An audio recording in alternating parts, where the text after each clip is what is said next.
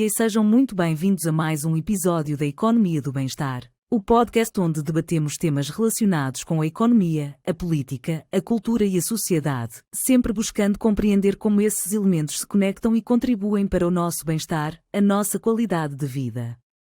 Todas as semanas estamos aqui a discutir aspectos da economia do bem-estar, aplicações do muito dinheiro que gastamos para melhorar as nossas vidas. Com o Fernando Gaspar, o Álvaro Cidrais, o Henrique Lopes e o José Alberto Pereira. E sempre com convidados ou convidadas fora de série. Tão fantásticos que até se disponibilizam para aturar estes 4 numa manhã de sábado. Antes de passar a palavra ao Fernando, queria só recordar que o podcast pode ser visto em direto na nossa página do Facebook, Economia do Bem-Estar. Pode até colocar as suas perguntas se estiver a assistir em direto. Ligue as legendas, se não for conveniente usar o som. Mas também pode assistir em diferido no YouTube, no Instagram ou no Facebook. Pode até ouvir apenas o áudio no Spotify ou ler a transcrição no nosso site. Ajude-nos a fazer chegar este podcast a mais pessoas, clicando no botão que diz seguir ou subscrever ou partilhar. Para receber e-mails semanais com o link para o podcast, envie-nos uma mensagem em qualquer destas plataformas. Então, pegue na sua caneca de chá e vamos embarcar nesta viagem. Começa lá a trabalhar, Fernando. Bom dia a todos, estamos prontos para começar mais um episódio do podcast da Economia do Bem-Estar. Eu queria começar por dar as boas-vindas ao Alexandre Guedes da Silva, que faz o favor de nos aturar esta manhã. Muito obrigado. Bom dia, Henrique, bom dia, Álvaro. Para mim também criou uma saudação especial ao Henrique, que finalmente está de volta depois de várias semanas em que não pôde colaborar. Fugir da polícia. Hoje temos Henrique e temos, espero que, boa disposição para abordar mais um assunto que interessa à economia do bem-estar e à forma como as pessoas procuram melhorar a sua qualidade de vida. Ora bem, o Alexandre está connosco basicamente porque, vá-se lá saber porquê, com tantas séries interessantes na Netflix, com tantos jogos de computador tão bons para jogar no telefone ou numa plataforma qualquer, em vez disso resolveu dedicar-se a uma associação sem fins lucrativos, a sério, neste caso uma associação de doentes. Estou a falar bem, é uma associação de doentes, é assim que vocês definem. Explique-nos lá um bocadinho o que é que leva alguém a esquecer a Netflix e é faça uma assim coisa mesmo, desta. mas não é só uma associação de doentes. É uma associação de pessoas que têm em comum padecerem de uma doença, mas que é muito mais do que uma doença, porque é de facto um desafio que encontraram ao longo do seu caminho, e esse desafio é um desafio muito complicado. E é muito complicado porque baseia-se na imprevisibilidade. Ou seja, no meu caso, eu vivi a maior parte da minha vida até agora sem saber que tinha este problema, e de vez em quando tinha umas coisas estranhas. Mas como eu tinha uma vida estranha, ou seja, como de facto explorava os limites do meu corpo a fazer desporto e a meter-me em aventuras, não é? Andar no meio da selva, não é? no meio das altas montanhas, no meio do mar, eu achava que, pronto, ok, estas coisas estranhas que eu tenho também têm um bocadinho a ver com esta minha prática desportiva estranha. E o que é um facto é que nunca liguei muito para esses sintomas e eles também nunca me incomodaram muito. Até que chegou o momento em que começaram a incomodar. E quando começaram a incomodar, resolvi fazer aquilo que a gente faz quando há uma coisa estranha que nos incomoda e que a gente não consegue resolver por nós. Não é? Fui à procura de um osteopata. Um osteopata que, posso dizer, particularmente competente e uma pessoa com a cabeça no lugar.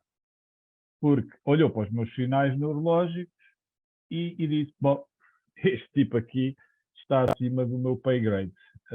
Este tipo aqui não faço a mínima ideia do que é isto, mas eu conheço quem possa lá chegar e quem tem conhecimentos para poder olhar para esta situação. E a situação era muito estranha. Era a dificuldade que eu tinha em, na passada, na corrida, perder completamente a informação da perna esquerda. Parecia que a perna desligava, mas depois, depois passado um instante, ligava outra vez, depois desligava, depois ligava, enfim. Mas eu, na altura, já me tinham dito que eu era capaz de ter uma hérnia discal e, portanto, ok, hérnia discal está no feixe medular, portanto, se calhar há aqui qualquer coisa, qualquer sinal aqui que se perde por causa deste constrangimento. Isto é a cabeça do engenheiro a pensar, claro. A gente começa a ver algum estreitamento, portanto, com certeza absoluta que há ali qualquer coisa que se perde. E então lá fui a este professor de neurologia, o neurocirurgião, e o neurocirurgião achou muita piada de eu ser engenheiro naval porque ele era velejador. E então tivemos 1h30 de consulta. Naturalmente não foi no SNS, teve que ser no consultório dele. Em que levámos mais de 45 minutos a falar do mar e das aventuras dele. Eu depois falei das minhas, ele adorou as minhas aventuras, eu adorei as dele. E depois dessa conversa, eu sem me aperceber muito, ele estava a ler todos os sinais do meu corpo, como é óbvio, não é? Ele era suficientemente experiente para perceber o que é que eu estava a fazer, as coisas que eu estava a fazer.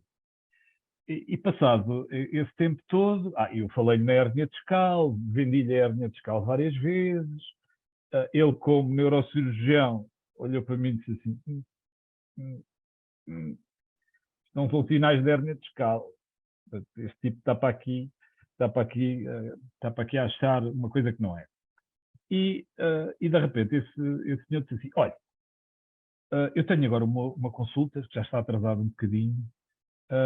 Você vai fazer aqui uma ressonância magnética. Você já fez alguma? Não, nunca fiz ressonância magnética. Mas pronto, mas pelo nome é qualquer coisa, é um exame, não é? É um exame com certeza absoluta que envolve eletricidade e eletromagnetismo. Portanto, vamos lá fazer esse exame. E depois disse: olha, mas você vai exatamente a este médico e a este estabelecimento.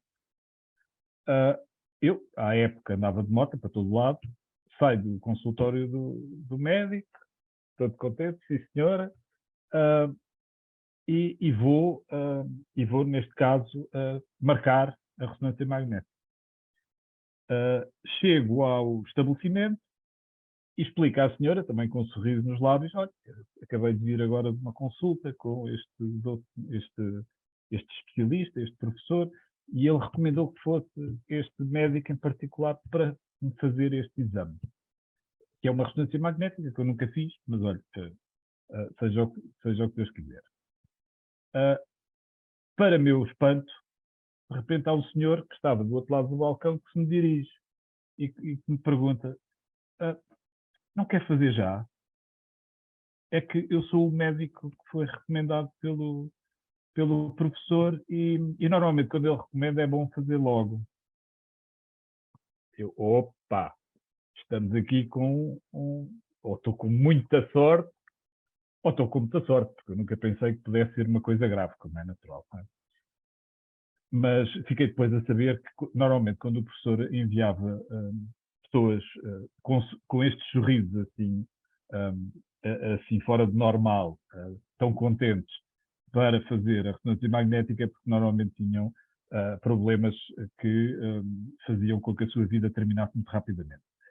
E, portanto, tinham era que saber rapidamente com o que é que contavam para governar o resto da sua vida, que era curta, porque normalmente eram casos já, infelizmente, irrecuperáveis.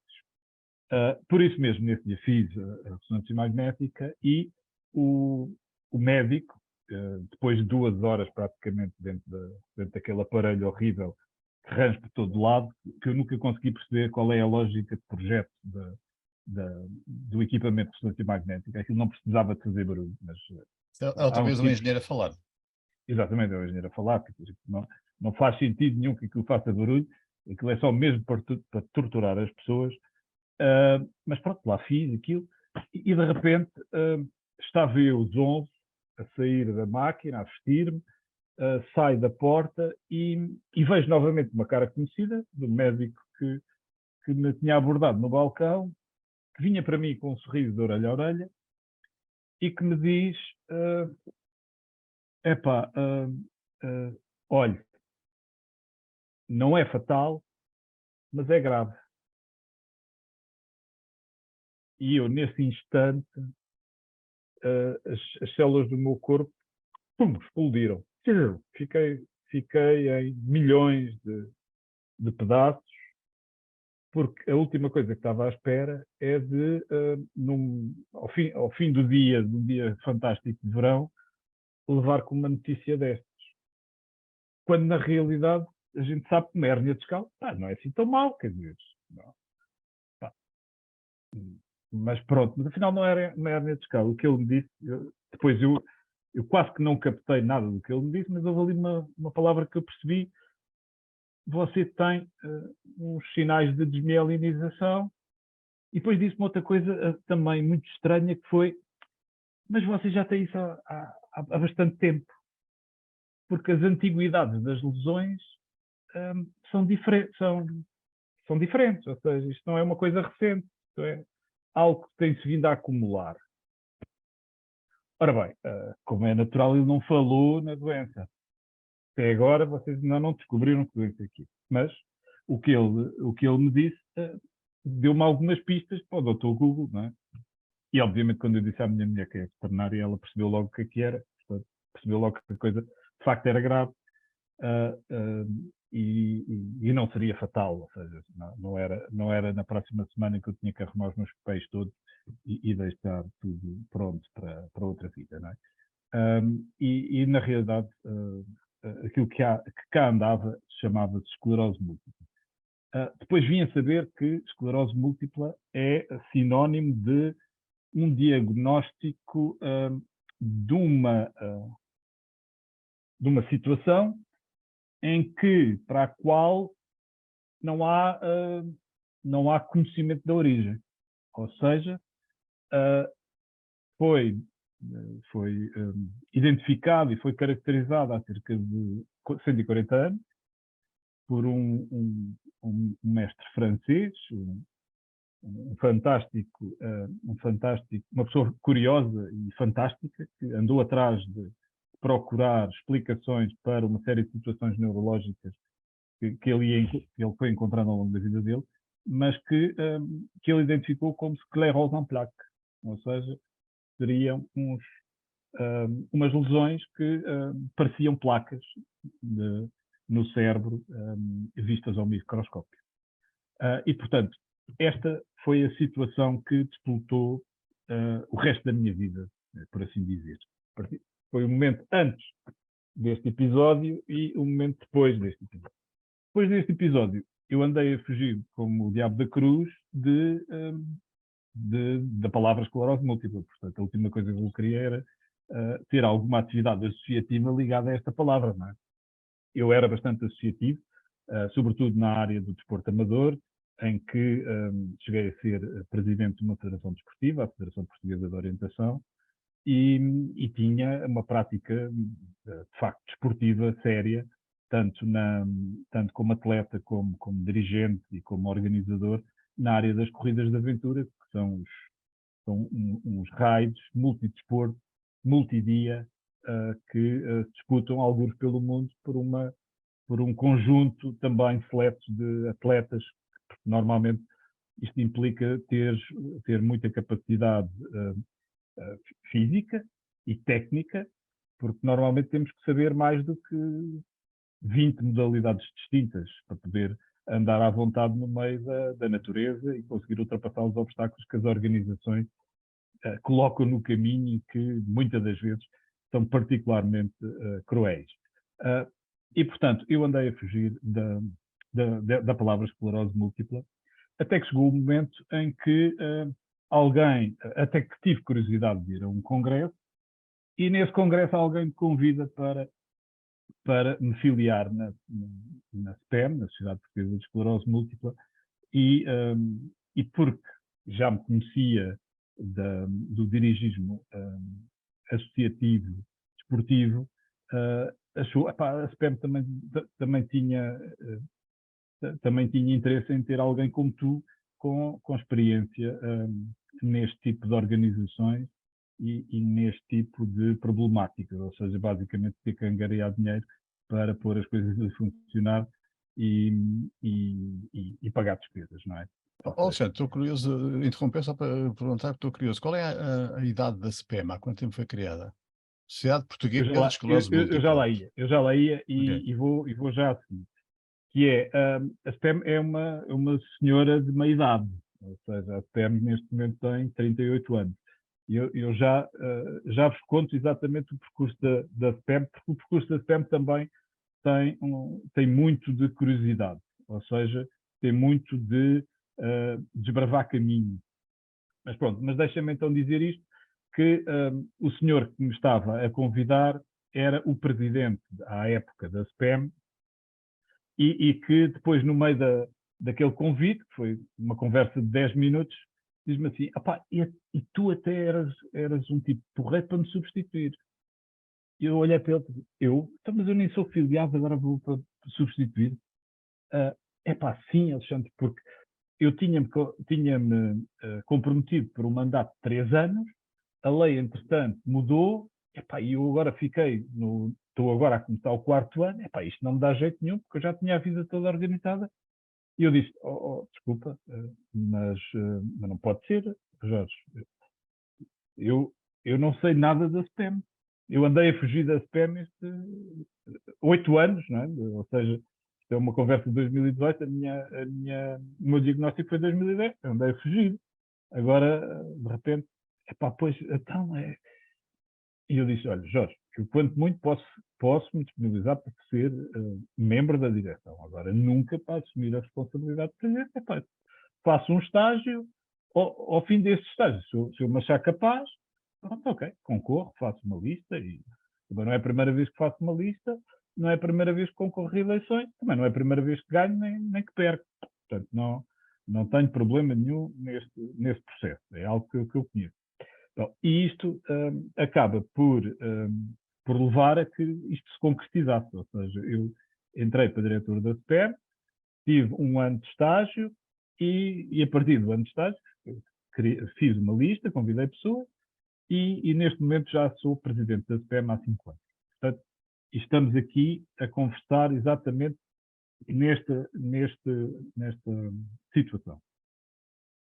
Agora, a SPEM tem uma história do ato da velha. Porque a SPEM aparece numa época em que, no início dos anos 80, em que em Portugal ninguém fazia a mínima ideia do que era isto da esclerose múltipla, ou fazia muito pouco ideia do que era isto da esclerose múltipla. E as pessoas tinham, de facto, um conjunto muito grande, tinham um conjunto de sintomas que os médicos fugiam até de pé. Quer dizer, lá veio aquele gajo a contar-me história. Não é? Agora tem um ardor aqui que depois desaparece e volta a aparecer no outro lado 3 dias depois. Isto é muito estranho, não é? Ou vem aquele gajo e vem dizer, olha, a minha perna estava a correr e desapareceu, mas depois apareceu 2 segundos a seguir. Porra, é que depois aparece, desaparece. Enfim. E outro, olha, os meus pés estão completamente gelados, mas ao tato até nem parece que estão gelados, não é? Mas na minha cabeça estão geladíssimos, eu não consigo dormir. Não é? Ou tenho aqui um ardor que não me deixa sentar. Tenho aqui uma série de coisas escritas, não sei o que é. Diga-me lá, Sr. Doutor, o que é isto? E de facto os médicos não tinham respostas, não havia respostas. Mas havia uma senhora que era particularmente tenaz, e foi essa senhora que teve a ideia de criar a SPEM. Essa senhora era a baronesa de Beck, de uma família obviamente, que abastada, que vivia em Portugal, a família vivia em Sintra e vive, e ela já tinha tido a oportunidade de ir ao estrangeiro discutir os sintomas dela, não é? Em grupos de, obviamente, pessoas com esclerose múltipla. Portanto, ela desconfiava que tinha esclerose, mas não conseguia que ninguém lhe desse esse diagnóstico, porque os sintomas dela, muito provavelmente, não seriam sintomas exuberantes, seriam sintomas invisíveis que lhe perturbavam a vida, não é? Mas que ela queria respostas. E, de repente, ela também percebe que não há muito interesse em Portugal, porque não há nenhum especialista de esclerose múltipla no início das décadas de 80, aliás, não há nenhum neurologista que abraçasse esta curiosidade de ir atrás do que é a esclerose múltipla. Obviamente eles sabiam o que era a esclerose múltipla, mas tinham outros assuntos mais interessantes para estudar do que propriamente a esclerose múltipla, que era uma coisa, era um bicho-papão, não é? Sabia-se de facto pouco e com alguma dificuldade. Portanto, ela mete na cabeça criar uma associação que conseguisse dois propósitos. Primeiro, dar um pontapé de saída à investigação e ao conhecimento da doença em Portugal, e, por outro lado, começar a reunir as pessoas que, tal como ela, tinham exatamente os mesmos sintomas e as mesmas dores, entre aspas.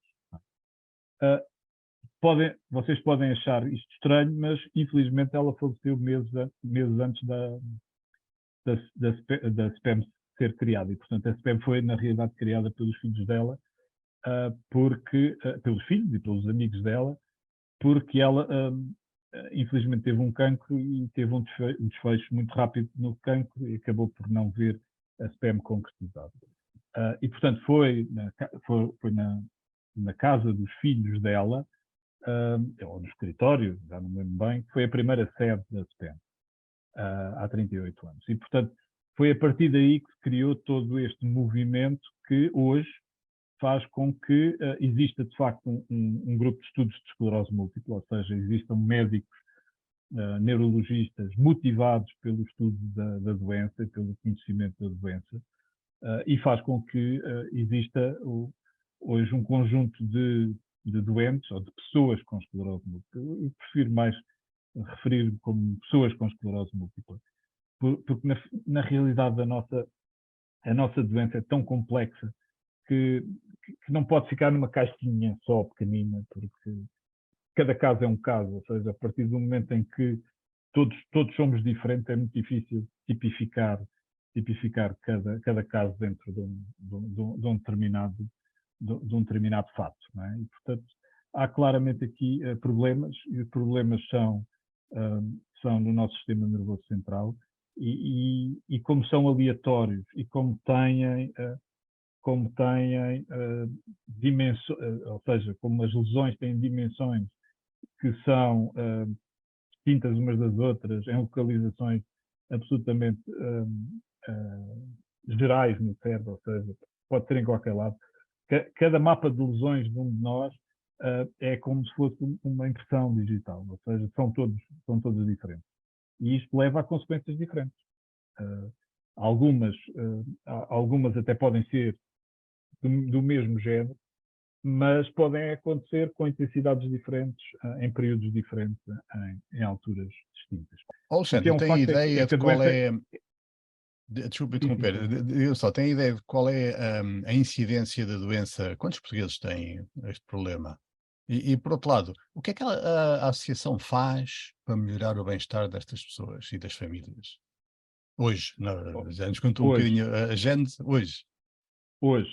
Então, hoje a resposta correta é ninguém sabe quantos somos. Essa é a resposta correta. É uma resposta infeliz, mas mostra, de facto, o estado da forma como nós nos organizamos. Ou seja, como estamos tão desorganizados e como os registros estão em caixinhas e não conseguem falar uns com os outros, Se eu perguntar ao Ministério da Saúde, e perguntamos todos os anos ao Ministério da Saúde quantos somos, o Ministério da Saúde gagueja, devem ser 8.000. Pronto, então já somos 8.000 há muito pouco tempo. Na realidade somos mais. E somos mais porque há uma nova classe de pessoas com esclerose múltipla que não têm sintomas. Têm as lesões, mas não têm sintomatologia. Esta foi uma nova realidade, que o facto de termos democratizado, entre aspas, as ressonâncias magnéticas, hoje acaba por trazer para cima da mesa um conjunto de pessoas que têm lesões exatamente típicas da esclerose múltipla, mas que, de facto, não têm a doença. E atenção que este número é crescente, ou seja, e é um número que deixa muitas dúvidas, porque será que se devem medicar estas pessoas? E não sou eu que vou dar a resposta a isto. Nem é a SPM que vai dar qualquer palpite, porque se calhar não é preciso, não é? Mas por outro lado, se calhar até valia a pena, que é para não haver mais lesões, não é? Bom, enfim, há uma coisa que tem que ser feita, que é essas pessoas, a partir do momento em que detectam lesões, têm que continuar a ser monitorizadas, que é para perceber se há evolução ou não, e se pode fazer alguma coisa, não é? Mas pronto, o número é incerto, andará por volta dos 8.000. É um número que neste momento, ainda em Portugal, na classificação das doenças, o IC10, ainda só tem um código estatístico e, portanto, estamos todos juntos. E por isso, como somos 8.000, estamos no limite das raras, mas estamos ligeiramente acima. Quando o ICD-11 estiver em funcionamento e nós formos distribuídos pelas várias classificações estatísticas correspondentes a cada uma das variantes da doença, aí sim teremos claramente algumas das variantes da doença, nomeadamente as progressivas, classificadas como raras. E, portanto, esta é a situação. É uma situação que é parecida aos vários países. Normalmente só há desvios desta situação quando, ou por um lado, existe grande abundância de acesso às ressonâncias magnéticas e ao diagnóstico e temos mais casos identificados, não é? E estamos a falar sobretudo dos países do Norte e dos países das leitas elevadas. Quando temos poucos casos, é desconfiado que muito provavelmente estará ligado, de facto, à inexistência de equipamentos. Por exemplo, esta era uma doença que durante muitos anos se dizia que não tinha incidência em África. Quer dizer, não havia forma de detectar e, portanto, não tinha incidência em África. Mas mais, aqui o Henrique pode dar uma ajuda, porque o Henrique aí conhece muito melhor todas estas peripécias e todos estes avanços que têm acompanhado ao longo de muitos anos este assunto. Eu ainda sou um novato nestas coisas, portanto, têm que comprar com algum cuidado. Muito bem, estou a gostar muito de te ouvir. Têm que comprar com algum cuidado aquilo que eu estou a vender. Eu só complementaria aí 2 ou 3 coisas para quem nos está a ouvir, só para consolidar coisas que não são às vezes do conhecimento generalizado e que nós podemos também com este programa dar alguma ajuda na educação para a saúde das pessoas que nos ouvem. Esta mudança que o Alexandre falava das associações de doentes, que é, digamos, uma designação antiga, não é? Para associações de pessoas com problemas específicos, é extremamente importante, é uma evolução, digamos, dos últimos 10, 15 anos, se tem vindo a operar e que é desejável que o conceito da associação de doente termine, porque isso é de alguma forma estigmatizante de quem lá está. Não é a doença que vai definir as pessoas. E uma associação de doentes é uma associação de pessoas que são definidas pela sua doença. O termo correto de ser utilizado é uma associação de portadores da doença. E isso muda tudo, porque a pessoa pode ser portadora de uma doença, conforme pode ser portadora de um fato, conforme pode ser portadora de uma profissão, mas não é cada coisa dessas isoladamente que a define. Ou seja, há um interesse e há um comum interesse desse conjunto de pessoas, que tem a ver, no caso desse propósito, com, neste caso, a esclerose múltipla, mas a pessoa não é estigmatizada. É uma pessoa que, por coincidências da vida, pela história de cada um, coincide ter uma determinada doença. E, portanto, o que nós devemos fazer é combater a doença mais do que focalizar-nos. A pessoa é uma pessoa, e, portanto, isto vai levar, por exemplo, a consequências, que é o apoiar uma pessoa portadora de uma doença pode não ser sequer tratar a doença. E no caso destas doenças neurodegenerativas, em determinadas fases mais avançadas, ter alguém, ou passar a ter, que é muito raro, depende dos conselhos em Portugal e muito poucos têm, passar a ter alguém que vai fazer a limpeza da casa é absolutamente crítico. Passar a ferro, por exemplo. Garantir a higiene da pessoa. Mais ou tão importante quanto os medicamentos. Ter a hipótese de aceder a serviços credenciados de fisioterapia, que são específicas, as fisioterapias para a esclerose múltipla, é algo que é absolutamente crítico que exista, porque existe realmente no litoral, nas grandes cidades, mas se formos para o interior, ainda não há muito tempo, e foi uma luta conjunta que o Alexandre liderou e que eu tive a oportunidade de participar, um doente, por hipótese de Castelo Branco, tinha que ir regularmente, sendo que são pessoas que muitas vezes são incapazes já de trabalhar e, portanto, vivem de pensões que são curtas, tinha de ir regularmente a Lisboa ou a Coimbra levantar os seus medicamentos. E, nesse propósito, se está a trabalhar, é um problema laboral de ter de estar repetidamente a faltar, pelo menos uma vez por mês, para ir buscar a medicação.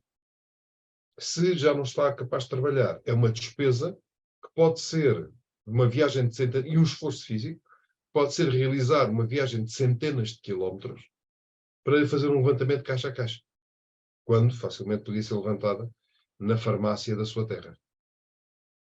E, portanto, quando nós falamos em associações de portadores de doentes, estamos a alargar, por um lado, a desestigmatizar as pessoas, mas, por outro lado, a alargar o espectro de intervenção, porque é fundamental, é a condição sine qua non, não é? Abordar a doença que a pessoa tem, é igualmente importante abordar a parte social que tem. Por exemplo, nestes doentes, há um problema terrível que tem a ver com a habitação. E se quiserem fazer um crédito à habitação, muito provavelmente os bancos vão recusar a hipótese de fazerem esse crédito. E podem, legalmente podem, mas tem sentido num Estado de Direito, num Estado democrático, que garante equidade às pessoas. Uma pessoa por ter uma esclerose múltipla ou por ter uma diabetes tipo 1, ou não ter acesso ao crédito bancário, ou se tem, ainda por cima, tem agravamentos tremendos a esse crédito, há aqui muita coisa a trabalhar que não é sequer a parte da saúde de tucur. E isto, digamos, é um bocadinho mais transversal do que a esclerose múltipla, mas a propósito da esclerose múltipla, acho que é algo que é transversal a muitas doenças e que Portugal está muito longe ainda, muito longe do que podia ser feito. E, repito, nem sequer tem a ver com despesa. Porque, por exemplo, a dispensação que foi feita agora durante a pandemia para muitas doenças crónicas que requerem medicação hospitalar pode ser feito sem qualquer dificuldade, com o menor custo global, porque uma distribuição, quando a carrinha vai levar medicamentos a uma farmácia, pode levar mais uma caixa. E isso quase tem um custo marginal perto de zero. Mas para o doente, se calhar, está a evitar 100 euros de despesa para ir levantar. Portanto, globalmente, ao sistema tem de ser mais barato. Além do conforto, além da humanização, além disso tudo. Quanto ao número de doentes, pois, eu estava-me a rir porque isto é uma velha guerra que temos em conjunto com a CPEM e com a ajuda preciosa da CPEM. Tem sido o parceiro desta matéria em Portugal. Fizemos uma avaliação prospectiva da epidemiologia, não tanto da incidência, mas da prevalência. Não sei quantos há. A incidência é quantos é que aparecem a cada período temporal, normalmente um ano. Quantos novos casos é que há. A prevalência é quantos é que existem na pool das pessoas que têm uma doença. Fizemos as estimativas com base em pessoas que aparecem às consultas. que estão registadas. Começou logo com um problema. É que alguns diretores de serviço tiveram medo de participar no estudo, não fossem ter consequências profissionais. O que é algo estranho, mas aconteceu. E houve até um caso que genuinamente estava com o estudo e participou e quis estar connosco, e chegou a mandar os dados, e chegaram a ser processados, os dados, e no fim disse: eu estou em risco de ter um grave problema profissional, se continuar. Portanto, peço por tudo, esqueça o que eu lhe mandei, tire, porque eu não quero ter consequências profissionais. E daí que foi feito com 21 centros hospitalares e não com os inicialmente previstos. Não consegues pôr outras palavras nisso das consequências profissionais? De que é que ele estava com medo? Tenho medo de muita coisa, tenho medo dos conselhos de administração, porque depois depende muito do tipo de conselhos. O conselho de administração, uma série deles apoiaram ativamente, designadamente aqueles centros que participaram. Outros foram neutrais e deixaram ao cuidado do diretor de serviço. Pelos vistos, houve conselhos de administração que foram incisivos sobre as direções dos serviços. Possivelmente terá havido serviços que não terão uma sistemática de recolha de dados suficientemente elaborada e, portanto, não se querem expor, porque não há uma coisa que deveria existir, que é a base de dados nacional das pessoas portadoras de esclerose múltipla. É a sua caracterização, que abriria portas de investigação brutais. Permitia saber onde é que as pessoas estão com rigor, para até desenhar melhor a rede assistencial. Era algo que é básico, que devia de existir. E nessa avaliação havia 6.500, estamos a falar em 2019, 2019, quando se fez o estudo, havia 6.500 pessoas em tratamento. Como há pessoas que saíram de tratamento ou que deixaram de aparecer, vai parar aos tais números de 8.000 que o Alexandre falava. Se pensarmos nos que não estão diagnosticados, em todas as doenças sempre há alguém que falta diagnosticar, não é? Se pensarmos nos não diagnosticados, dos assintomáticos que são agora identificados nas ressonâncias, às vezes a propósito de outra coisa, estaremos a alguns entre os 8.000 e os 10.000. E esta doença é muito estranha. É uma doença muito estranha. Aquilo que o Alexandre estava a dizer, que é muito rigoroso, durante décadas pensava-se que isto tinha a ver com a posição face ao Equador. Não é? Quanto mais próximo se está do Equador, mais baixa a probabilidade de ter esclerose múltipla. Quando mais se aproxima dos polos para ambos os lados, mais aumenta proporcionalmente a incidência e a prevalência de esclerose múltipla. E, portanto, Os esquimós estavam tramados. Basicamente, os esquimós não tinham hipótese, se fosse assim. Pensava-se que isso tinha a ver com a exposição e geração de vitamina D. E, portanto, havendo mais vitamina D, seria um fator de proteção. Isto é o que pensava-se, não é? Entretanto, chegamos à Segunda Guerra Mundial e, de repente, em 1942, a esclerose múltipla começa a ter aspectos de epidemia. Porque, por exemplo, nas Ilhas Faroé, na Sicília, havia 0 casos de esclerose múltipla. Chegaram lá tropas americanas que estiveram acantonadas durante 2 anos, 3 anos, e de repente as Ilhas Faroé passaram a ser o centro, o polo geográfico mundial com maior concentração por 1.000 habitantes de esclerose múltipla. Tal como as regiões da Sicília onde tiveram essas tropas dos Estados Unidos. Só que a doença é muito complicada. E de repente, nos anos 90, já na transição para os anos 2000, o sítio mais ensolarado da Austrália, que é o Oeste da Austrália, onde não havia nada, de repente passou a ser um dos polos que tem sol, que aquilo é uma máquina de produzir cancros da pele. De repente passou a ser um dos polos mundiais com mais esclerose múltipla. Então é capaz de ser viral. E apareceu aí um vírus que se suspeita ser um desencadeador, aliás, um vírus que produz muitas doenças. Poderá estar aí. Mas então descobriu-se que há genes em pelo menos 3 cromossomas que fragilizam. E neste momento, como o Alexandre rigorosamente disse, muito bem, é uma doença que nos baralha completamente a cabeça, porque tem simultaneamente características de falta de condições do corpo, no caso da vitamina D, tem características infecciosas virais, tem características de incerteza e tem características genéticas. Que bicho é este? Se calhar até estamos perante, uma das hipóteses que se coloca é que já estamos perante várias doenças cuja apresentação seja similar. E o conhecimento atual é tão pequeno, ainda, apesar dos muitos estudos que foram feitos, que metemos, se calhar, no mesmo saco coisas que não sejam exatamente iguais. Ou ela realmente é tão complexa como aparenta e apresenta várias dimensões em vários contextos. Deixa-me ser Parece. inconveniente. Deixa-me só acrescentar mais uma Força, variável Alexandre. aqui. O convidado tem sempre prioridade. É que ainda por cima é autoimune, ou seja, é o nosso sistema imunitário que rebenta com as células que estão boazinhas, não é? Ou seja, isto ainda acresce mais uma camada de complexidade ao problema, não é? E a gente sabe que o nosso sistema imunitário, para poder entrar no cérebro, tem uma coisa chamada a barreira, não é? Que é hematoencefálica. E, portanto, alguém tem que abrir a porta para eles entrarem, para fazerem a asneira. Não é fácil. É muito complexo. É das doenças mais complexas que eu conheço. Mas deixem-me ser inconveniente. Isso é assim, conhecemos pouco porque a doença é muito complicada, ou conhecemos pouco porque a doença afeta pouca gente e, portanto, há pouca investigação? Não, há muita investigação, não a suficiente, já há muita investigação em termos internacionais. A doença é realmente muito complicada. Muito, muito, muito complexa.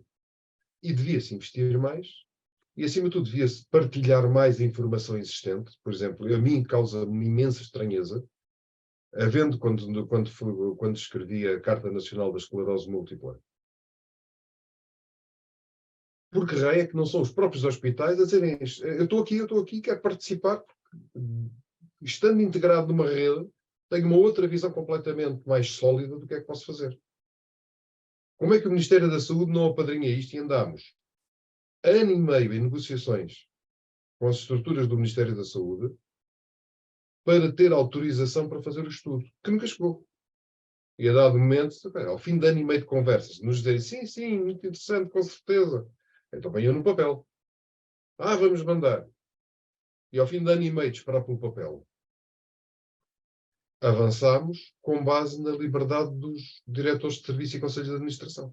Vai ter cobertura legal, obviamente, para fazer o trabalho, não é? Tudo anonimizado, só em números de blocos de bases de dados, não é? Tenho X número de doentes neste serviço, ou tenho X número de médicos, ou tenho X número de enfermeiros. Não, para manter a legalidade do processo. Quando isto podia ter sido feito, a ideia era fazer com uma malha muito mais fina. Não é? Mas, para não infringir as leis, tivemos que fazer assim com base, por um lado, na disponibilidade pessoal de quem participou e com base naquilo que a lei permite fazer. E, portanto, era uma ferramenta que, se eu estivesse do lado do Ministério da Saúde, estendia a passadeira vermelha, muito obrigado por fazer aquilo que a gente já devia ter feito há 20 anos. Não é? Deixa-me agora abordar aqui a e não fosse a SPEM, isto não tinha acontecido. Deixa-me agora responder aqui ao Fernando a outra parte, não é? O que é que a SPEM faz pela qualidade de vida das pessoas? E é um bocadinho aquilo que é o dia-a-dia da SPEM. Ou seja, na realidade, a SPEM hoje é reconhecida como Associação de Defesa dos Utentes da Saúde. Portanto, é um reconhecimento que obteve junto do Ministério da Saúde. É Organização Não Governamental da Pessoa com Deficiência, que é um reconhecimento que foi obtido junto do Ministério da Segurança Social.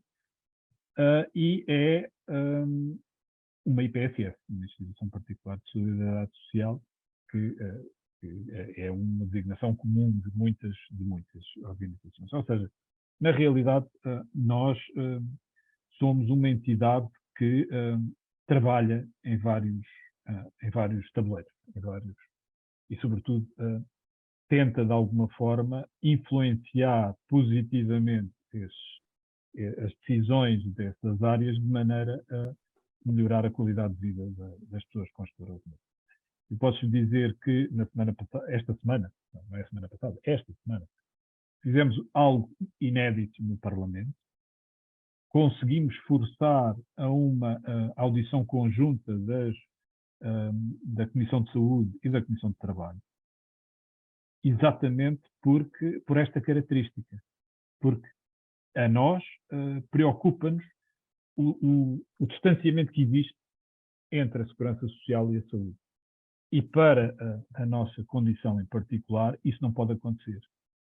Porque, como o Henrique também poderá dizer, normalmente quando há um diagnóstico de esclerose múltipla, a trajetória é uma trajetória de vida para a pobreza.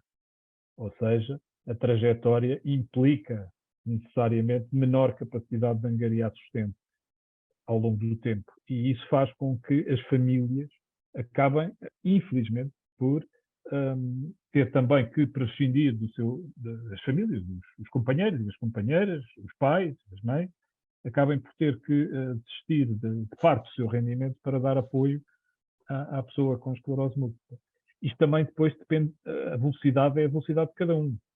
Isto não é algo que acontece à mesma velocidade para todos, não.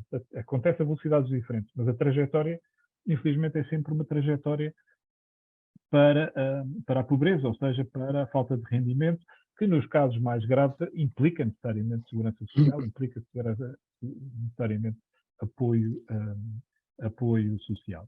E por isso nós fomos ao Parlamento e fomos levar ao Parlamento um conjunto de temas que queremos ver discutidos, entre eles um tema que para nós é absolutamente central, que é proteger a pessoa com esclerose múltipla no trabalho. E proteger de que forma? Não é proteger tirando-a do mercado de trabalho. É proteger prolongando o máximo a sua carreira e a sua permanência no mercado de trabalho. Por duas razões básicas. Primeiro, porque estamos a manter rendimento, ou seja, estamos a manter rendimento o maior tempo possível. O que quer dizer que, quando houver perda de rendimento, ele já não é tão grave. Não é? Estamos também a manter a pessoa a trabalhar, que é para garantir que o rendimento de pensão que irá receber, quando já não puder trabalhar, também não é miserável. Porque o que acontece é que as regras da atribuição de pensões são altamente penalizadoras para pessoas que têm carreiras contributivas muito curtas. Não é? E sendo a esclerose múltipla uma doença que tem diagnóstico entre os 20 e os 40, como vocês podem imaginar, há muita vida para viver depois de aposentar, não é? Porque há mesmo, infelizmente, a doença tem estas características. Não é uma doença de pessoas idosas, é uma doença de pessoas jovens. Muitas vezes a seguir ao parto. No caso das mulheres, isto incide mais nas mulheres, a seguir ao parto é um momento típico de aparecimento. Pois, e agora vocês perguntam, e porquê a seguir ao parto? Ninguém sabe. Não é? E porquê há mais mulheres do que homens com esclerose múltipla? Ninguém sabe. Não é? Mas pronto, esses são mais alguns dos mistérios. Como vocês podem imaginar, isto é de facto um terreno absolutamente inexplorado. Estamos claramente fora do mapa. E é extremamente difícil arranjar financiamento para investigação na esclerose múltipla. E para outras coisas também. A minha equipa tem feito dezenas de publicações na área da esclerose múltipla. As coisas são arrancadas a ferros, literalmente arrancadas a ferros. Eu, como diretor do Centro de Investigação, posso partilhar, não é segredo nenhum, que para arranjar verba de investigação para a esclerose múltipla dá pelo menos 10 a 20 vezes mais trabalho do que se for fazer uma investigação, por exemplo, na área do cardiovascular ou na área da diabetes. É extraordinário, é quase um ato de cavaleiro andante tentar arranjar financiamento para a esclerose múltipla. E se nós pensarmos que são, grosso modo, 10 mil famílias, não é 10 mil pessoas. Quando se tem uma pessoa com deficiência pesada em casa, estamos a falar de 10 mil famílias. E muitas vezes, como o Alexandre disse, uma coisa lapidar, devia ser ensinada aos gestores de saúde em Portugal, que afeta uma faixa etária que está muitas vezes no início de vida de família, de casal, não é? Com crianças bebés, onde a criança vai ter de conviver com a mãe sempre numa posição de alguém que é portador de uma deficiência, com cortes salariais ou de reforma tremendos, e, portanto, a esclerose múltipla não é uma doença, é um processo social. Sim. E se é verdade que somos dos países do mundo que têm melhor acesso à medicação, que em Portugal qualquer médico, neurologista, pode prescrever qualquer medicamento, somos dos poucos onde não há qualquer restrição. E realmente aí Portugal está muitíssimo bem posicionado, não é? Isto é verdade, e gasta-se, estamos a falar de medicamentos que às vezes vão aos 38.000 euros, uma embalagem, não é? Não estamos a falar de coisas baratas. E Portugal lidera, é um dos países líderes mundiais nesta matéria. E também tem que se dizer a parte boa, não é? Por outro lado, uma doença que é um processo social, está resolvida a parte farmacológica e médica. Médica nem toda, porque também conseguir ressonâncias magnéticas, às vezes é preciso quase os diretores dos serviços irem fisicamente discutir, mas discutir em voz alta, no hospital, para conseguir que o doente faça a ressonância magnética no tempo previsto.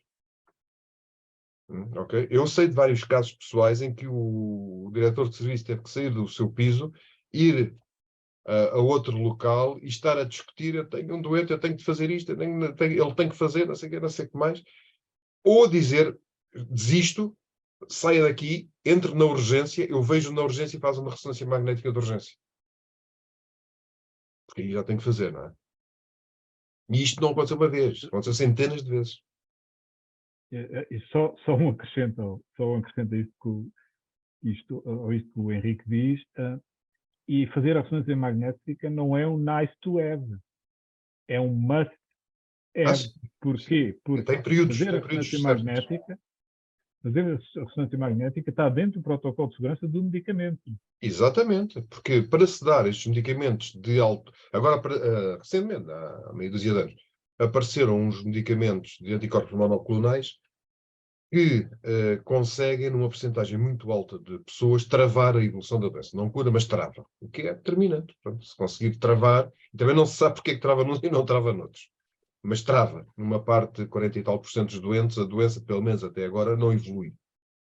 Não é? E já é bom. É diagnosticado, toma aquilo, travou e a vida continua. Isso faz toda a diferença. Mas para usar esses medicamentos, tem que se fazer acompanhamento de segurança. Estamos a falar de coisas de risco de vida do doente. Tem que se fazer um acompanhamento com ressonâncias magnéticas para ver como é que o doente está a reagir ao medicamento. Sem isso, há risco. E um risco muito grande. E exatamente os médicos, por diligência, por responsabilidade ética, de estarem a dar um medicamento que tem que ser acompanhado sob risco de vida do doente, ou de danos, de lesões, chegam a dizer: saia da consulta, saia do hospital, entre de urgência, simule uma situação de urgência e eu vou lá estar em baixo à sua espera. E a única coisa que está em causa não é vigarice, é garantir um risco grave, que não acontece o risco grave ao doente. E nesse sentido até uma urgência. Agora, isto é risível. Quando se prescreve, automaticamente devia de estar associado, logo na prescrição, a ressonância magnética respectiva. Porque uma coisa não pode ser feita sem a outra. E isto não acontece em Portugal. Portanto, eu tenho trabalhado mais nesta parte digamos, da humanização dos serviços e da parte de enquadramento do doente da esclerose múltipla. E às vezes é desesperante e não sou doente. Simplesmente é desesperante. E, portanto, sem a SPEM, há outras associações, são muito mais pequeninas, também têm os seus méritos. Não estou aqui a dizer que é só a SPEM. A TEM também tem, a ANEM também tem, mas são regionais, são localizadas enquanto que a SPEM, e eu gostava de ouvir o Alexandre falar sobre isso, está espalhada em Portugal quase inteiro. E, portanto, acaba por cumprir coisas que os próprios sistemas de saúde e sociais não cumprem no interior do país. E isso é muito importante. A SPEM está espalhada com uma malha fina em Portugal, não é? Com delegações, há delegações ativas, cobrindo uma multiplicidade de dimensões que eu gostava que o Alexandre apresentasse, tipos de atividades que faz, que são realmente... E se não houvesse SPEM, se calhar estávamos ainda com 2 ou 3 mil doentes de esclerose múltipla, porque o resto estava perdido no sistema, possivelmente. Esquecido. Claro. Deixa-me aqui incendiar um bocado, se não se importa. Embora esta questão, Alexandre, se calhar é melhor responder aqui a este desafio do Henrique. O que é que faz a CPEM por este país fora, nas suas múltiplas componentes? Ora bem, a primeira coisa que gostava que vocês fixassem é a esmagadora maioria dos voluntários da CPEM e que estão no território, ou seja, que estão em todo o país, são pessoas com esclerose múltipla. Ou seja, na realidade, nós temos poucos voluntários que não sejam pessoas com esclerose múltipla.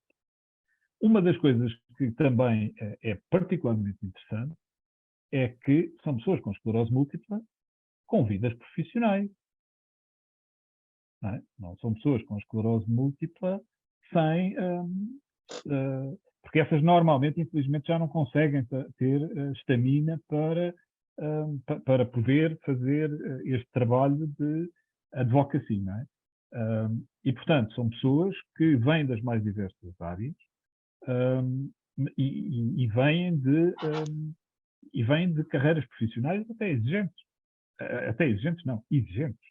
Por exemplo, nós temos um número anormal de voluntários com esclerose múltipla que são enfermeiros. E a vida do enfermeiro é claramente uma vida exigente, não é? Fisicamente até. Sim. Física, psicologicamente. Eu até me atreveria a dizer que há uma ligação que vale a pena estudar entre a profissão de enfermeiro e a esclerose múltipla, porque não são poucos. Não é? Há uma dezena de voluntários da CPEM ao longo do país que são enfermeiros e que têm esclerose múltipla.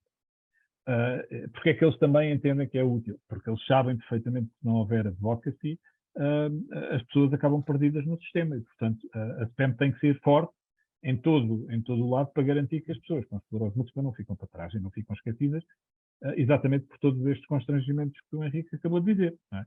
Nós não somos exatamente doentes baratos, entre aspas, não somos, as medicações são de facto caras, são de facto medicações pesadas em termos de protocolo de administração e implicam uma atenção e uma vigilância também pesada, que em muitos centros hospitalares neste país eles próprios não têm condições, ou as equipas de neurologia não têm condições para dar este acompanhamento aos doentes. E, portanto, a CPEM é claramente um player e é por isso que nós estamos, da mesma forma que estivemos na Assembleia, também estamos nas várias sessões do Infarmed, das várias sessões do Ministério da Saúde, fazemos parte muito ativa da Convenção Nacional da Saúde, participamos em congressos de enfermeiros, participamos em congressos de administradores hospitalares, participamos em congressos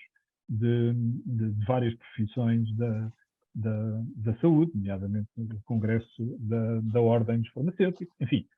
É por isso que a CPEM está no terreno. E a CPEM está no terreno para garantir que as pessoas com esclerose múltipla não ficam para trás. E não ficando para trás, conseguem adquirir alguma qualidade de vida. Não é? Essa é a questão. Para além disso, aquilo que o Henrique disse também é bem verdade.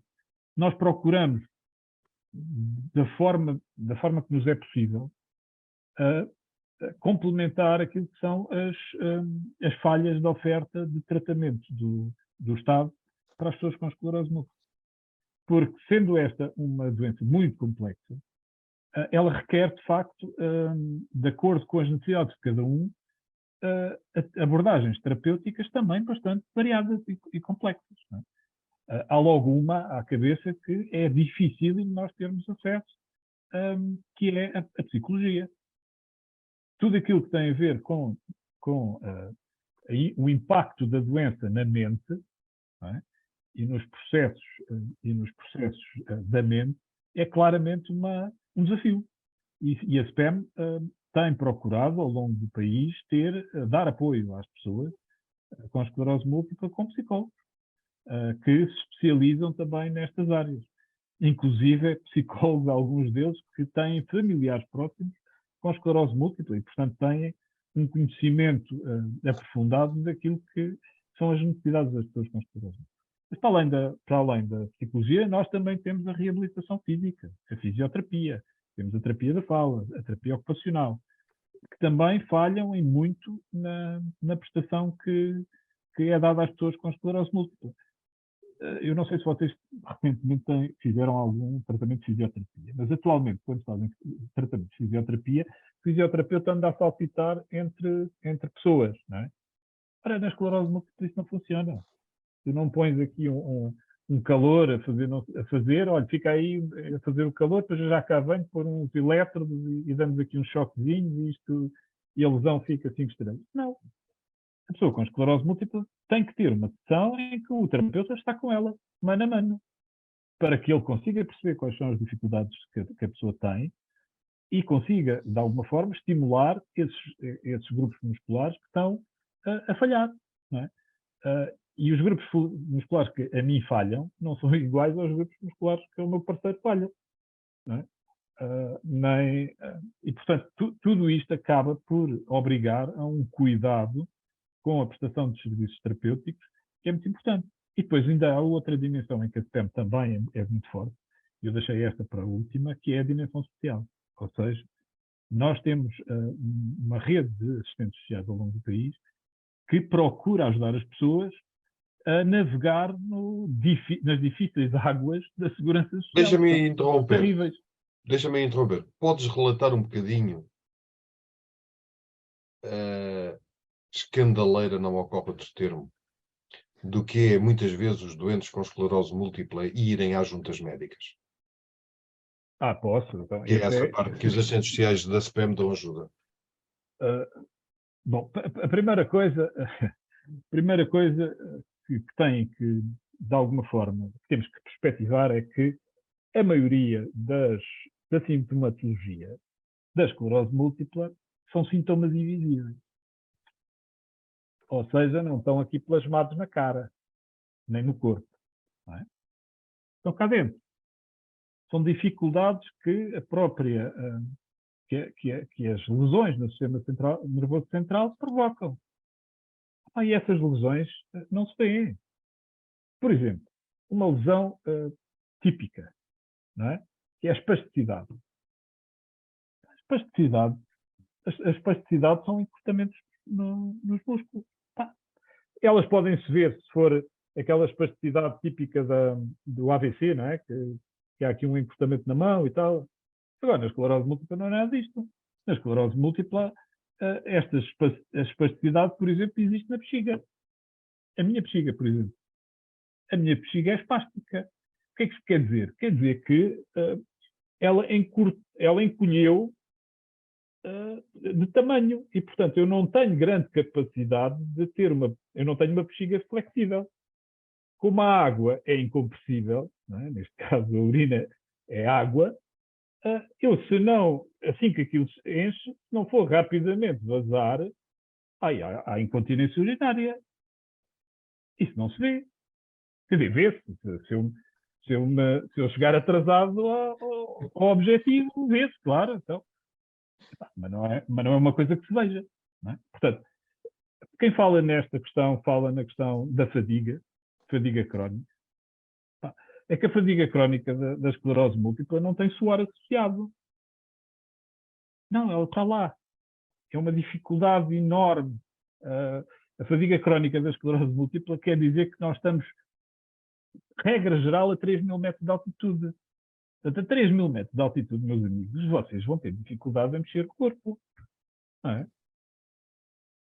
Mas ninguém, a não ser que a gente vá para 3.000 metros, 4.000 metros, 5.000 metros de altitude, é que consegue perceber o que é isto da dificuldade em mexer o corpo. Não é? Eu já estive a 6.000 e posso dizer que a 6.000 é fantástico. Não é?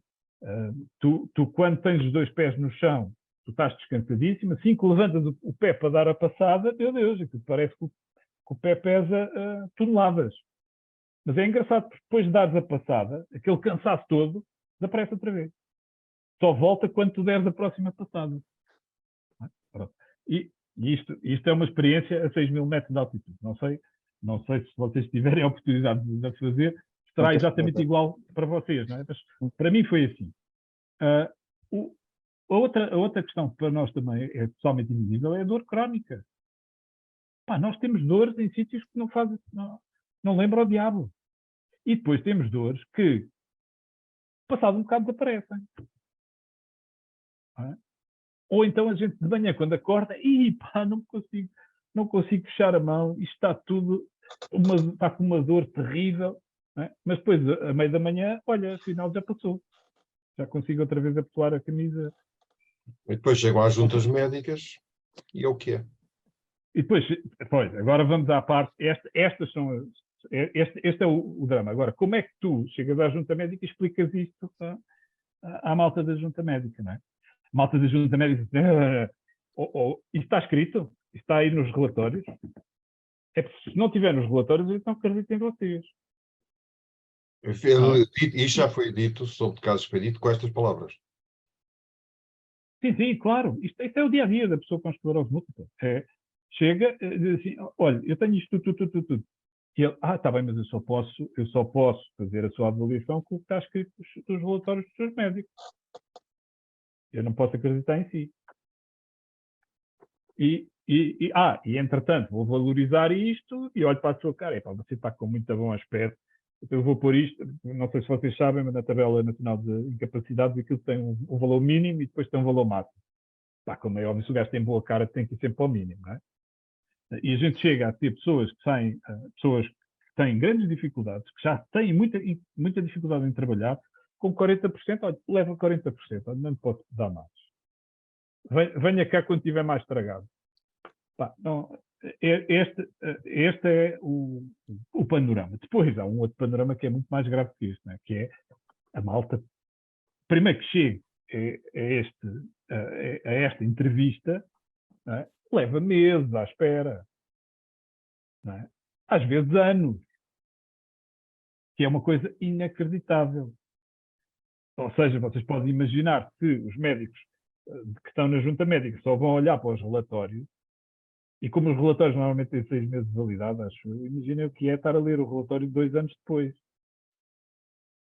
A situação pode já não ter nada a ver, pode estar muito mais grave. Mas ele à época dizia que era só isto, pois eu só lhe posso dar isto, não te posso dar mais. Pois eu estou a ver que você vai de cadeira de rodas. Mas aqui o fisiatra disse isto, ou o neurologista disse, não pôs aqui que você já tinha este grau de incapacidade, pois, agora não sei o que é de fazer. E depois, como não sabe o que é que há de fazer, tu tens pessoas que recebem 85% e tens outras que recebem 35%. E a situação é exatamente equivalente. E uma é... E é aí que os vossos assistentes sociais, deixem-me perguntar isto, é aí que os vossos assistentes sociais conseguem intervir e ter uma influência positiva? Eles conseguem intervir explicando às pessoas o que é que elas devem, de alguma forma, pedir como referências nos seus relatórios médicos. É aí também que elas dizem às pessoas quais são os direitos que elas têm, porque a maior parte das pessoas acaba por não saber que direitos é que têm com os vários tipos de ferramentas que podem utilizar, não é, para exercer esses direitos. E depois temos uma outra questão que também a mim me preocupa particularmente, que é o automatismo da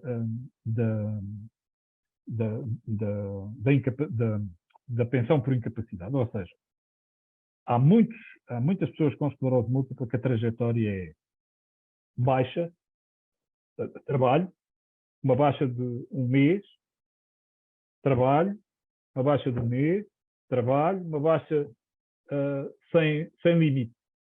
Chega aos 2 anos, há uma junta médica compulsiva para a aposentação. Não é? E isto é demolidor, porque é isto que depois acaba por...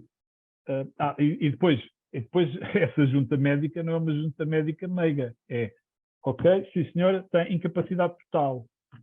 Incapacidade total significa que já não podes voltar a ter profissão nenhuma no resto da tua vida. Como é que tu dizes isso a uma pessoa com 40 anos? Não é? Isto faz-me perguntar se também tem apoio psicológico, se a SPEM também presta apoio psicológico, Tem, isso foi porque algo que eu deve ser disse logo no fundamental, não é? princípio. Claro que é fundamental, porque isto depois afeta toda a vida da pessoa, não é? Isto mexe com a cabeça, e mexe com a cabeça a sério, não é? Mexe, não só mexe com a cabeça, mexe também com a família, porque nós não referimos isso, mas a quantidade de abandonos que há de pessoas com esclerose múltipla pelos companheiros e companheiras é muito elevado. É Elevadíssimo. vergonhoso. É vergonhoso. É elevadíssimo. É uma vergonha social, porque na realidade estamos a abandonar o mais fraco, não é? Estamos a perder a nossa humanidade, como diz bem o Henrique. Nós só somos humanos porque cuidamos. Quando nós nos recusamos a cuidar, estamos a negar a nossa humanidade, não é? Alexandre, deixa-me fazer ponto para o futuro, até porque não sei se vocês já pensaram nisso, mas vai ser preciso fechar o programa a certa altura, né? Claro. Mas, ponto para o futuro é o que eu estava a pensar. Já tem voluntários que cheguem ou estão interessados em pessoas que queiram colaborar? E se sim, o que é que essas pessoas que nos possam estar a ouvir devem fazer? A quem se devem dirigir? Sempre à SPEM. É? E à SPEM da forma mais simples, que é pelo e-mail spam@spam.pt. É a forma mais fácil. Ou então vão ao nosso site www.spam.pt e lá também tem todos os contactos necessários. Como vos disse, a SPEM neste momento tem focal points, ou tem delegações em 18 cidades nacionais, quase todas elas capitais de distrito. Eu achei que tinha ouvido mal da primeira vez. Isso é impressionante. 18 cidades, uma associação com delegações em 18 cidades de um país pequeno como este, é impressionante. Como é que vocês têm tanta gente? Mas deixa-me só aqui, antes de ele responder, deixa-me só aqui reforçar uma coisa. Que não é 18 cantinhos com uma cabeça em Lisboa. Eles têm, por exemplo, delegações como Évora, como Viseu, como Algarve, a desenvolverem trabalho para a escala quase nacional. Ou pelo menos com influência na escala nacional. Dignamente nas direções, participando nas direções, etc. Portanto, não. Estamos a falar que o interior tem uma participação conforme o país deveria ser. É pouco comum. Muito pouco comum. Felizmente isto não é um barco, porque temos aqui a população toda pendurada na beira, aqui do lado no litoral, isto virava. Já tinha adornado. Tal como temos lá as rochas, isto não vira. Mas a SPEM consegue ter um barco equilibrado. Sim, agora também temos realidades que vão desde a casa do voluntário, não é? Ou seja, algumas das delegações funcionam em casa do voluntário, outras têm instalações próprias e têm atividades e serviços que disponibilizam à comunidade. E não só a pessoas com esclerose múltipla. Nós aceitamos pessoas com outras patologias do cérebro e que necessitem também apoio, desde que sejamos capazes de prestar. Obviamente, quando não conseguimos, aí temos prioridade às pessoas com esclerose múltipla. Isso é natural, não é?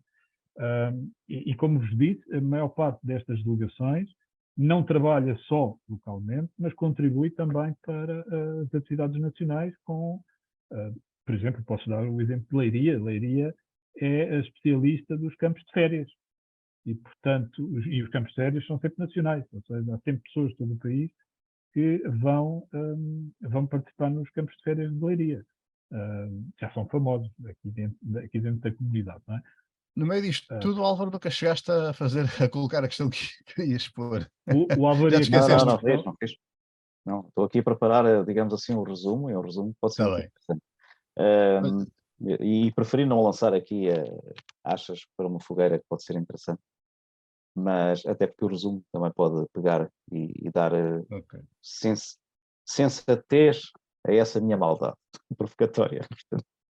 Mas eu queria colocar uma questão ao Henrique. Não sei se confirmas a impressão que eu tenho de que, a nível dos programas de investigação financiados pela Comissão, há uma crescente pressão, que às vezes vai mesmo ao ponto de exigência, para que sejam incluídos nos consórcios que candidatam associações representativas de doentes ou de familiares doentes.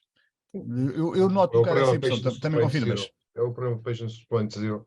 Sim, isso é muito vantajoso e nos estudos que a minha equipa faz, designadamente nesta linha da esclerose múltipla, não houve nenhum estudo que fosse feito que não tivesse envolvimento das associações.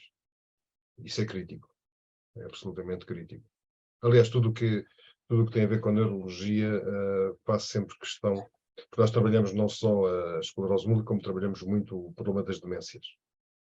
E é absolutamente crítico ter as associações respectivas. Porque há uma experiência de terreno que não está nos livros, ponto. E é o contacto com as pessoas, em contexto natural, ou seja, fora de consultórios, dá uma leitura da realidade absolutamente diferente do que se pode obter, por exemplo, em contexto de entrevista num consultório, num laboratório. E, portanto, isso não é importante, é crítico, absolutamente crítico.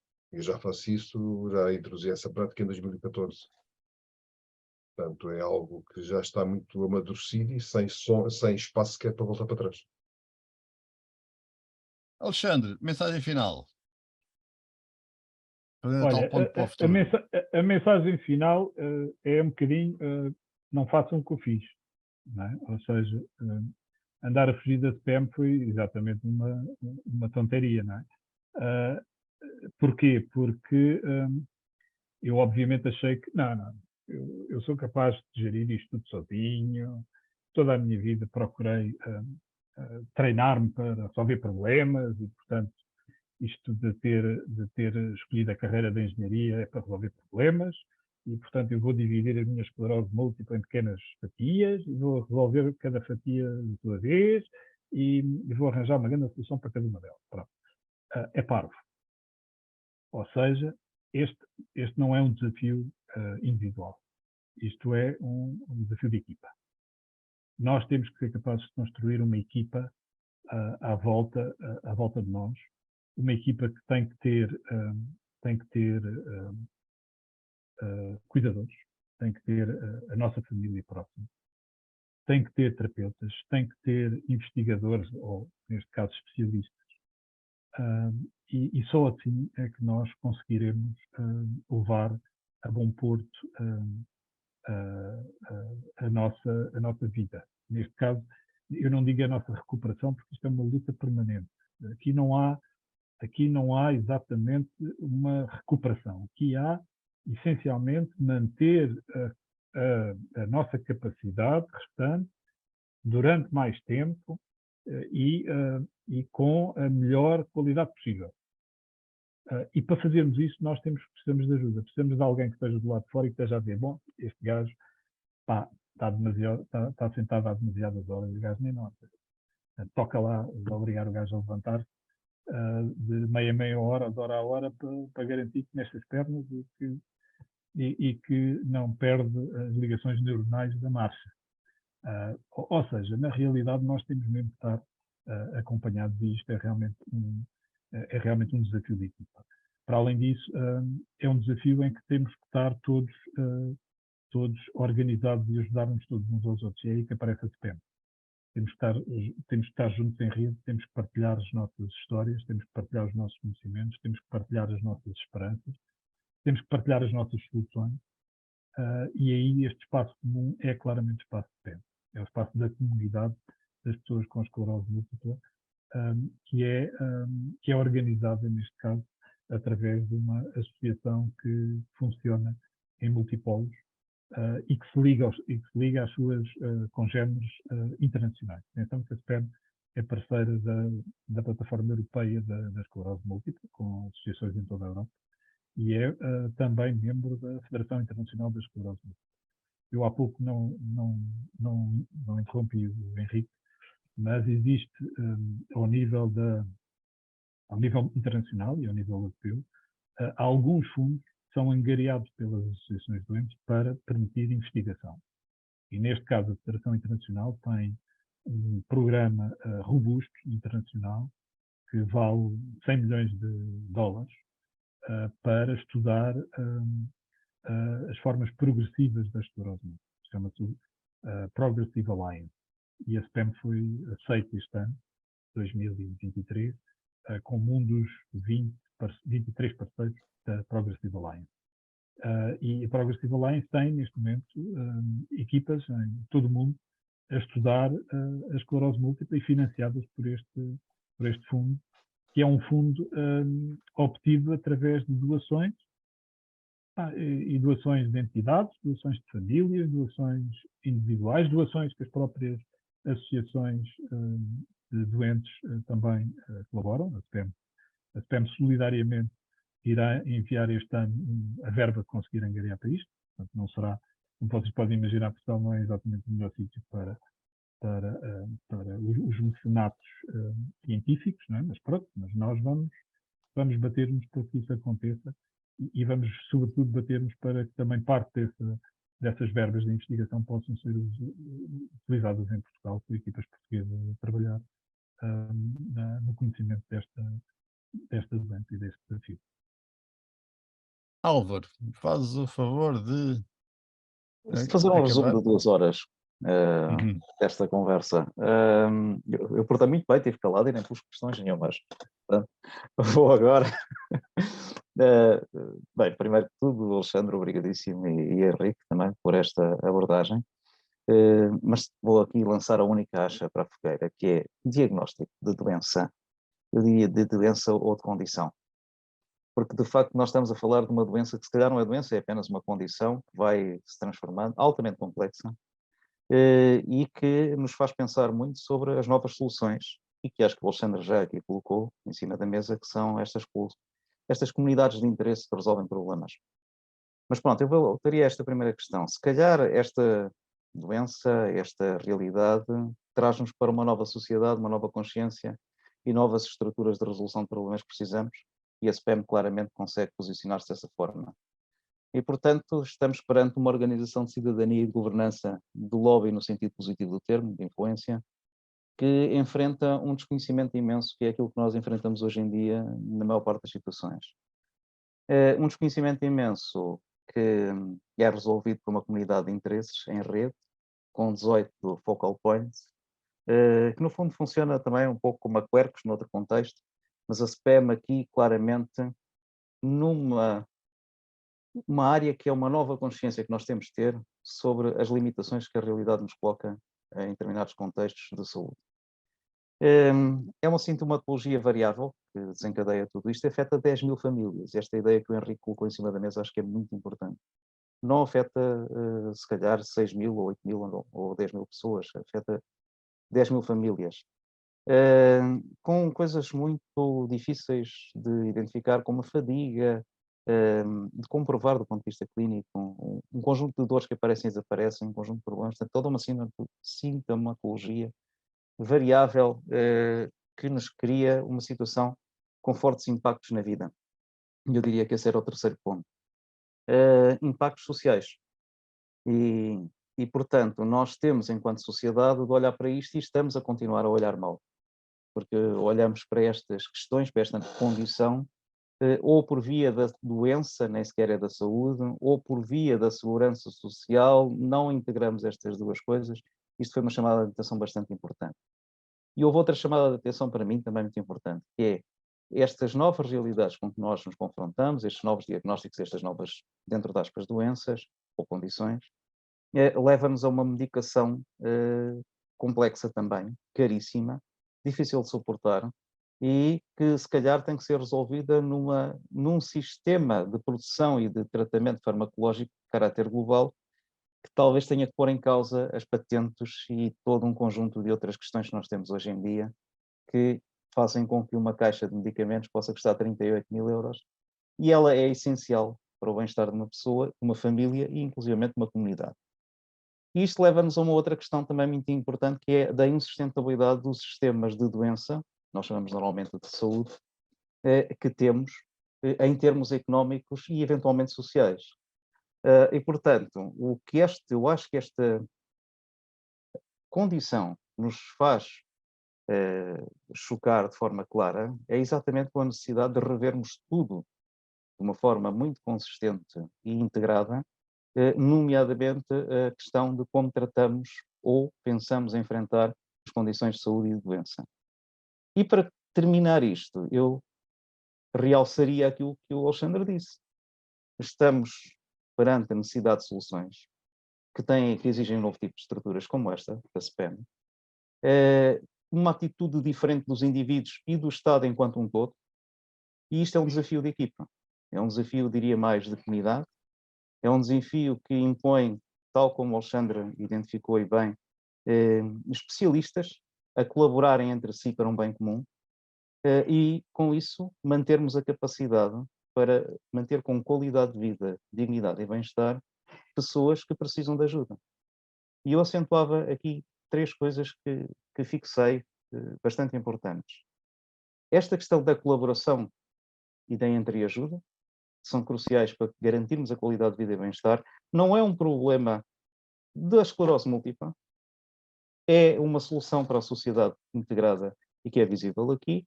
A questão que o Henrique coloca muito bem e que o Alexandre destacou, da humanização, do cuidado.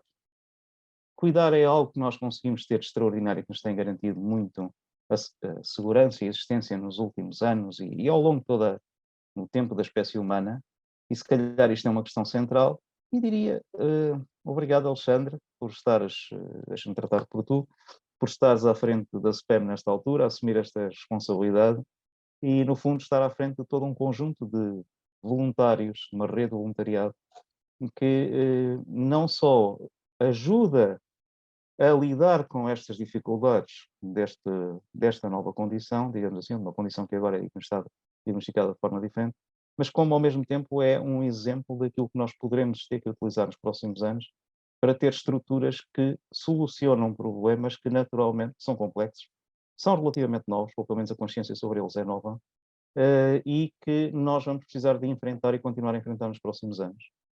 Nomeadamente naquilo que ainda hoje chamamos áreas da deficiência, que no fundo são áreas de fragilização imensa e de vulnerabilização das pessoas e até da sociedade como um todo. E, portanto, nesta hora e pouco que estivemos aqui a conversar, foram estes os temas que eu fui tocando e pensando, olha, cá está um excelente exemplo daquilo que são soluções e não só um problema que nós podemos ter à nossa disposição. Obrigado, Álvaro. Estava por aqui. Henrique, algumas palavras finais? Reforçar a necessidade de quem nos estiver a ouvir apoiar a SPEM, que tem um trabalho absolutamente ímpar no terreno.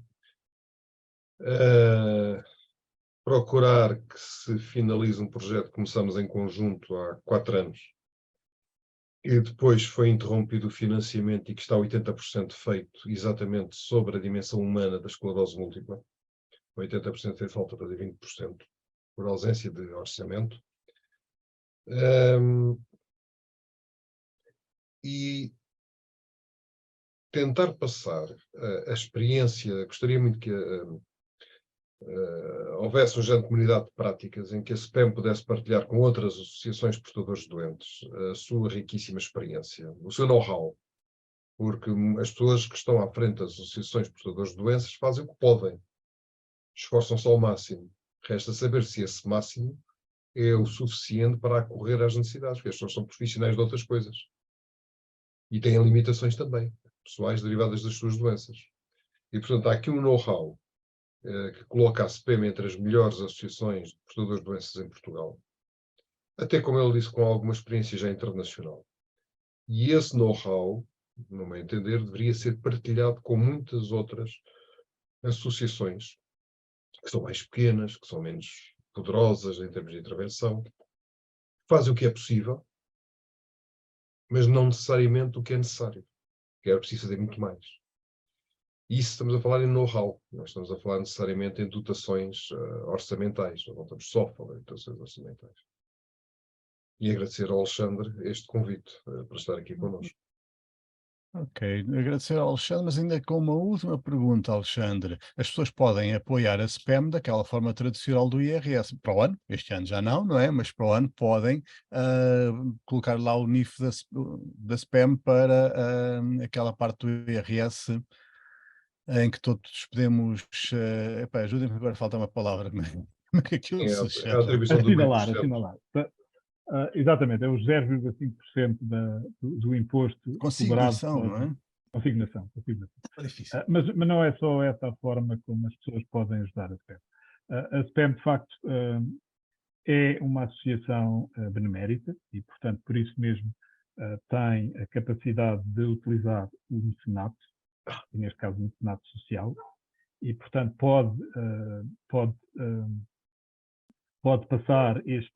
pode utilizar esta valência para que pessoas individuais possam descontar no seu IRS, para além de colocarem a cruzinha, também os donativos que forem dados à SPEM, sejam eles em espécie ou sejam eles em dinheiro, podem, obviamente, abater na sua conta de IRS. As empresas também o podem fazer e, portanto, nós temos, de facto, algumas empresas, infelizmente poucas, que nos procuram para fazer doações e para nos atribuir prémios. E em todos esses casos, todos os recibos da SPEM são majorados em sede de IRS e IRC. Portanto, deixa-me meter uma inconfidência. Não sei se estou a ir para fora de pé, mas corrigir-me-ás. A SPEM foi assaltada recentemente e roubaram o seu sistema informático. Portanto, se alguém nos estiver a ouvir, Alexandre, poderás complementar, mas se alguém nos estiver a ouvir, possa compensar. É verdade. A SPEM, deixem-nos dizer, porque foi aqui uma circunstância um bocadinho de série negra. A SPEM teve uma primeira inundação nas células de inundações do ano passado em Lisboa, em que viu parte do seu património, nomeadamente património de reabilitação, estragado, a reabilitação e a acessibilidade, porque o elevador também se estragou. Desgraçadamente, depois de repararmos parte das coisas, tivemos uma segunda inundação, também nas células de inundações de Lisboa. 6 e 13. Não é? Pronto, e como dois azares nunca vêm só, à portuguesa há sempre uma terceira oportunidade. Tivemos uns amigos do Alheiro que nos foram assaltar e nos levaram uma parte significativa do nosso inventário digital, nomeadamente os projetores, os computadores, as máquinas fotográficas, os tablets, enfim. Também levaram outras coisas, levaram roupas doadas, levaram materiais de higiene, enfim. Basicamente levaram tudo aquilo que poderiam, ou que acharam que poderiam trocar por dinheiro. E pronto, e de facto tivemos esses 3 episódios recentemente. Temos tido algum apoio, mas obviamente todo o apoio que vier é bem-vindo, sobretudo neste caso em particular, se houver capacidade de nos ajudarem em dinheiro, era importante, porque ainda há uma série de equipamentos de reabilitação que precisam de ser reparados, e são reparações caras, e outros que precisam ser substituídos, que infelizmente foram perda total. E por isso, se quem nos está a ouvir achar que tem capacidade de apoiar a SPEM, é relativamente simples, é entrar no site da SPEM. O site da SPEM tem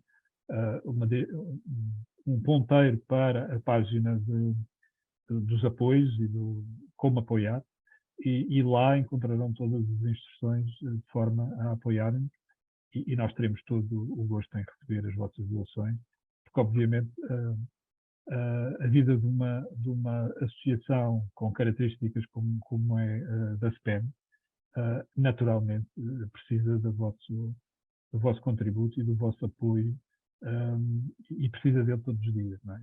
Portanto, claro. Na SPEM, felizmente, nada se perde e tudo se transforma em sorrisos para as pessoas com esclerose múltipla. Ok, boa mensagem final. Obrigado, Alexandre, e obrigado a todos. Um bom fim de semana para todos, e queria só recordar, antes de irmos embora, que para a semana estaremos de volta com algo completamente diferente, que também será seguramente interessante.